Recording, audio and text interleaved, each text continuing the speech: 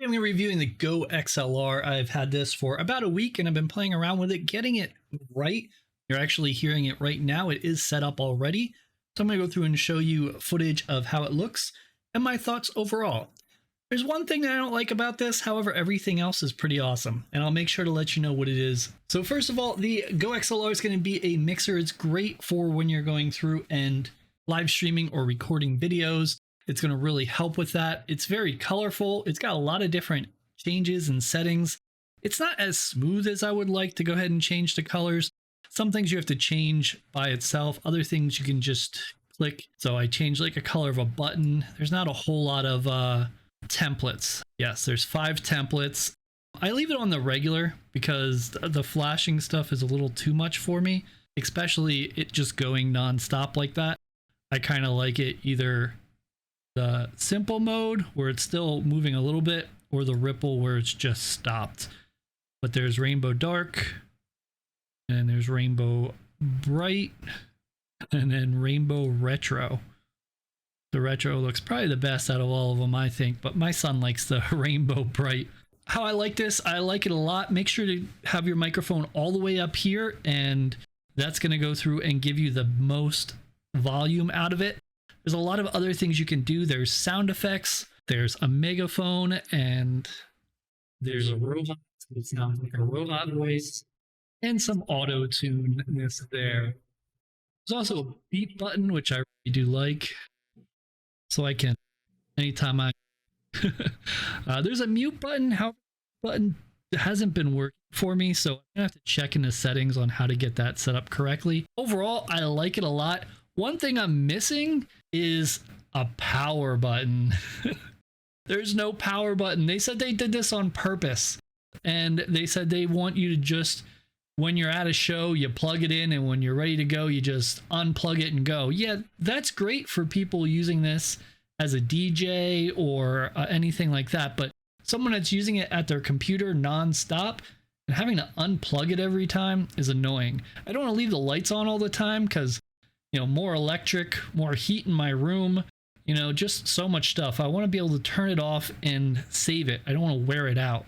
So because of that, I am a little upset because I do have to keep unplugging it. I'm going to go through and get a surge protector so I could just flip the switch. But basically how it goes is you go over here and you unplug this here.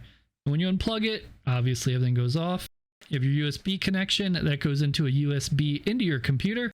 And then this is for my microphone. I have a dynamic microphone.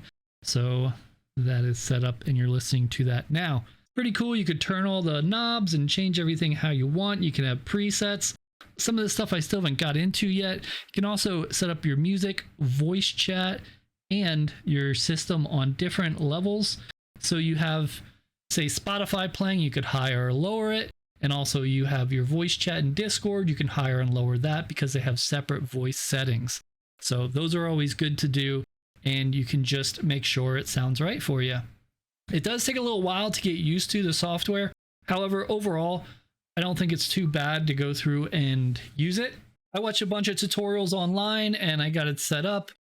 These are the settings that I'm using with mine. You would just go through and set them up.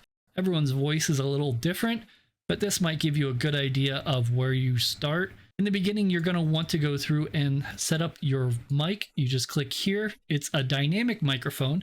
Remember, condenser, that's if you buy an external power supply to plug in. So I don't have that, so that's why it is. You're going to want your voice in between good, but because I'm running some software right now, it's kind of pushing it a little bit louder. I'm using NVIDIA's Broadcast because it gets rid of all the background noise because my microphone is super sensitive. And that uses AI. It's pretty cool. It does it real time as well. Then you have a whole lot of different options. You know, I haven't went into a lot of these things. The sampler I still have to play with. And then you have a cough.